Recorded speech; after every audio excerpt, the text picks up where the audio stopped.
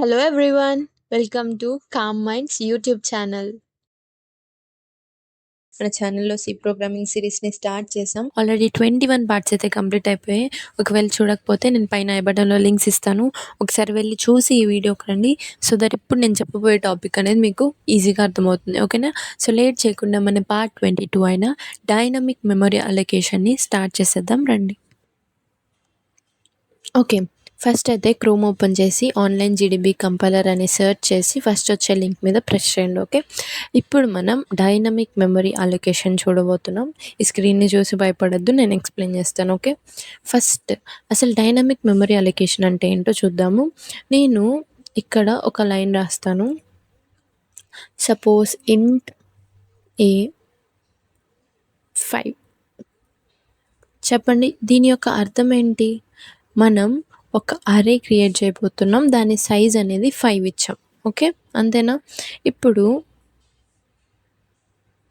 నేను దీంట్లో కొన్ని నెంబర్స్ వాల్యూస్ ఇస్తాను. అరే వాల్యూస్ 10, 20, 30, 40 అండ్ 50 అండ్ 60 ఇచ్చాను.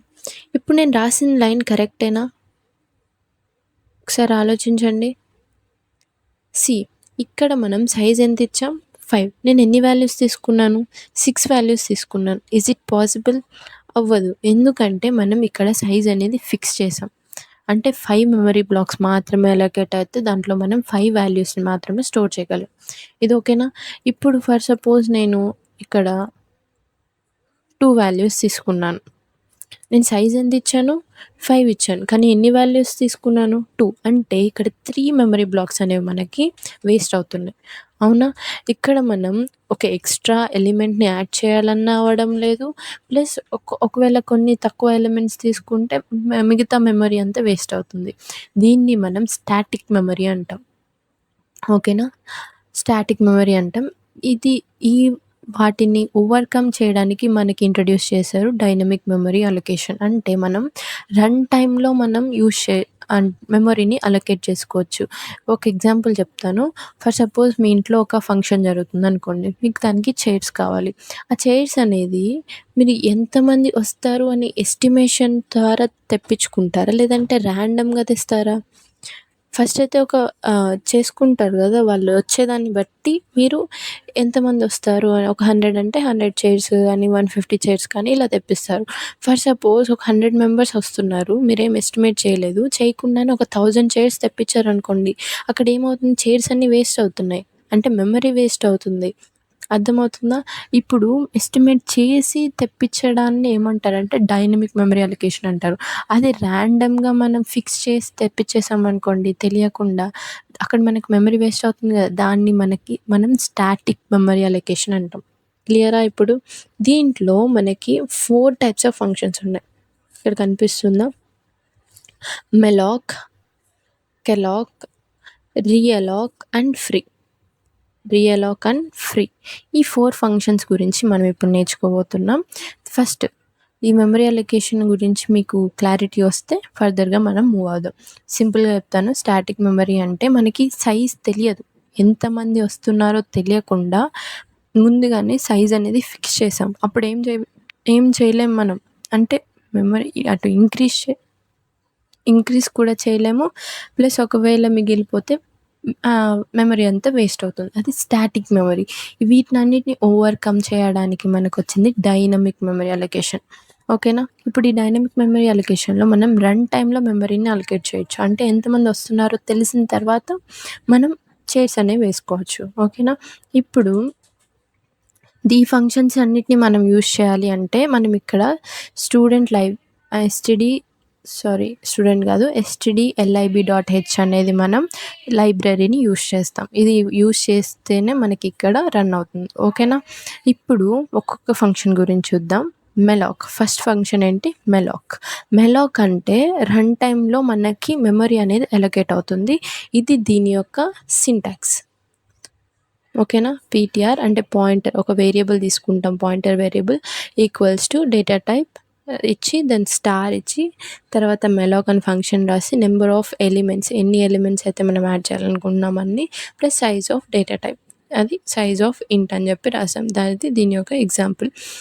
అండ్ కెలాగ్కి కూడా సేమ్, జస్ట్ మెలాక్ ప్లేస్లో కెలాగ్ ప్లేస్ ఇక్కడ కెలాగ్ అని రాస్తే సేమ్ మిగతాదంతా సేమ్. దీని యొక్క అర్థం ఏంటో నేను ఇప్పుడు చెప్తాను. సేమ్ ఉంటుంది, జస్ట్ కెలాగ్ అని మారుతుంది. ఇక్కడ రియలాగ్ అంటే ఇది దీని యొక్క సింటాక్స్, ఇది ఎగ్జాంపుల్. ఒకసారి పాజ్ చేసి చూడండి మీరు. అండ్ ఇక్కడ ఫ్రీ అంటే ఫ్రీ చేయడం. ఫస్ట్ దీనికి కూడా నేను ఒక ఎగ్జాంపుల్ చెప్తాను వినండి. ఫర్ ఎగ్జాంపుల్ మీరు ఒక హాస్టల్ రూమ్ తీసుకోవాలనుకుంటున్నారు. వాళ్ళు మీ దగ్గర ఉన్న వస్తువుల సైజ్ని బట్టి మీకు లాకర్స్ని ఇస్తాము అని చెప్పారు. ఓకేనా. మీరు అడుగుతారు హాస్టల్ వార్డెన్ని, నాకు ఒక 5 లాకర్స్ ఇవ్వండి అని అడుగుతారు. ఎప్పుడు మీకు తెలుసు, ఇక్కడ ఏం తెలుసు మీకు, మీ వస్తువుల సైజ్ ఎంత ఉన్నాయో తెలుసు. ఆ సైజ్ని బట్టి మీరు ఆలోచించి అడుగుతున్నారు, అవునా.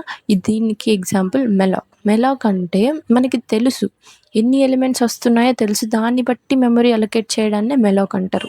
ఓకేనా, ఇది క్లియరా. ఇప్పుడు ఇక్కడ లాకర్స్ అయితే వాళ్ళు ఇస్తారు. ఆ లాకర్స్లో ఏమున్నాయో మీకు తెలియదు. అంటే ప్రీవియస్ స్టూడెంట్స్ యొక్క సామాను ఉండొచ్చు దాంట్లో, అది మనకు తెలియదు. అంటే లాకర్ అనేది ఫ్రీగా ఉండొచ్చు, లేకపోతే దాంట్లో ఏమన్నా వస్తువులు ఉండి కూడా ఉండొచ్చు. అది మెలాక్. అర్థమైందా. ఇప్పుడు కెలాగ్ అంటే వాళ్ళు 5 లాకర్స్ ఇస్తారు కదా, ఆ లాకర్స్ అన్నీ మీరు చెప్తారు వార్డెన్కి. ఏం చెప్తారు, నాకు మొత్తం ఖాళీగా ఉండాలి, ఫ్రీగా ఉండాలి, దాంట్లో ఎటువంటి వస్తువులు ఉండకూడదు అని చెప్తారు. దాన్ని మనం కెలాగ్ అంటాం. ఓకేనా. అంటే మెమరీ 0 నుంచి స్టార్ట్ అవుతుంది అలొకేట్ చేయడం. ఫ్రీ ఉంటుంది మెమరీ అనేది. 5 లాకర్స్ తీసుకుంటే 5 లాకర్స్ కూడా 0 నుంచి మనకి ఇనిషియలైజ్ అవుతాయి. ఓకేనా, క్లియరా. ఇప్పుడు రియలాక్ అంటే ఏంటంటే, ఇప్పుడు మీరు వార్డెన్ని 5 లాకర్స్ అడిగారు, మీరు బయట నుంచి ఇంకొన్ని వస్తువులు తెచ్చుకున్నారు అనుకోండి ఫ్యూచర్లో, అప్పుడు ఏమడుగుతారు, మ్యామ్ నాకు సరిపోవడం లేదు, ఇంకొక 5 లాకర్స్ నాకు ఇవ్వండి అని అన్నారనుకోండి. అంటే ఇక్కడ మనం ఏం చేస్తున్నాము, సైజ్ని పెంచుతున్నాం, అవునా. ఎక్స్ట్రా సైజ్ని పెంచుతున్నాం. కాబట్టి ఇప్పుడు ఈ టైంలో మనం యూజ్ చేసేది రియలాక్. మెమరీ సైజ్ని రీసైజ్ చేయాలి అని అంటే మనం ఈ రియలాక్ని యూజ్ చేస్తాం. మొత్తం అయిపోయింది, మీ కంప్లీట్ అయిపోయినాయి, బీటెక్లో 4 years అయిపోయింది. ఇప్పుడు మీరు ఏం చేస్తారు, ఆ లాకర్స్ని ఇచ్చేస్తారు, అంటే మెమరీని ఇచ్చేస్తున్నారు మీరు. కాబట్టి మనం ఫ్రీ అని యూజ్ చేస్తాం. ఓకేనా. ఫైల్ హ్యాండ్లింగ్లో ఎలా అయితే మనం ఫైల్స్ని క్లోజ్ చేస్తామో, అలా మనం ఇక్కడ ఫ్రీ అని రాస్తాము. అర్థమైందా. దీన్నే డైనమిక్ మెమరీ అలొకేషన్స్లో టైప్స్ ఇవి. ఈ 4 టైప్స్ మీరు గుర్తుపెట్టుకోండి. అండ్ సింటాక్స్ని గుర్తుపెట్టుకోండి.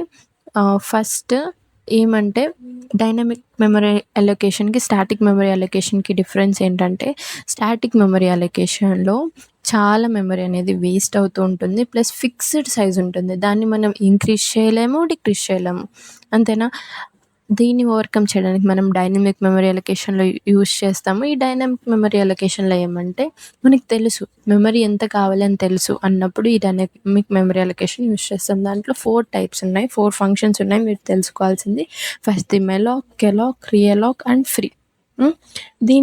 ఇవన్నీ మనకి వర్క్ అవ్వాలంటే ఇవన్నీ ఎక్కడ ఉంటాయంటే ఎస్టిడి లైబ్రరీలో ఉంటాయి. కాబట్టి మనం దీన్ని ఇక్కడ ఖచ్చితంగా రాయాలి. ఇది రాస్తేనే మనకి ఇక్కడ వర్క్ అవుతుంది. ఓకేనా. ఫస్ట్ మెలాక్ అంటే ఏంటి, మెమరీ అనేది రన్ టైంలో అలొకేట్ అవుతుంది. ఇక్కడ ఏమంటే ఫ్రీ ఉంటుందో లేదో తెలియదు. ఓకేనా. కెలాగ్ ఏంటంటే మెమరీ అలొకేట్ అవుతుంది రన్ టైంలో, మనకి తెలిసి ఎన్ని ఎలిమెంట్స్ ఉంటాయో అలా అవుతుంది, ప్లస్ 0 నుంచి ఉంటుంది, మొత్తం ఫ్రీ ఉంటుంది, అది కెలాగ్. నెక్స్ట్ రియలాక్ అంటే మెమరీ అనేది ఇంక్రీజ్ చేయొచ్చు, మనం డిక్రీజ్ చేసుకోవచ్చు. కావాలంటే మీకు ఎక్స్ట్రా లాకర్స్ కావాలంటే ఇంక్రీజ్ చేసుకోవచ్చు, లేదు నాకు 2 చాలు అంటే డిక్రీజ్ చేసుకోవచ్చు. ఇది రియలాక్. ఫ్రీ అని అంటే అంతే, అయిపోయింది. లాస్ట్ ఎలా అయితే మనం ఫంక్షన్స్కి రిటర్న్ 0 ఎట్లా రాస్తామో, మెమరీ లీకేజ్ అవ్వకుండా ఫ్రీ అని రాస్తాం. ఓకేనా. ఇది డైనమిక్ మెమరీ అలొకేషన్. మీకు ఏమైనా డౌట్స్ ఉంటే నా కమెంట్ సెక్షన్లో కమెంట్ చేయండి. మనం నెక్స్ట్ పార్ట్ 23 అయిన కమాండ్ లైన్ ఆర్గ్యుమెంట్స్ని స్టార్ట్ చేద్దాం. నేను కొన్ని ప్రాక్టీస్ ప్రాబ్లమ్స్ ఇస్తాను డిస్క్రిప్షన్ బాక్స్లో, ఒకసారి వెళ్ళి వాటిని ప్రాక్టీస్ చేయండి. వాటిలో ఏమైనా డౌట్స్ ఉన్నా నా కమెంట్ సెక్షన్లో కమెంట్ చేయండి. వీడియో నచ్చినట్లయితే లైక్ చేయండి, షేర్ చేయండి అండ్ ఛానల్కి సబ్స్క్రైబ్ చేయండి. Thanks for watching.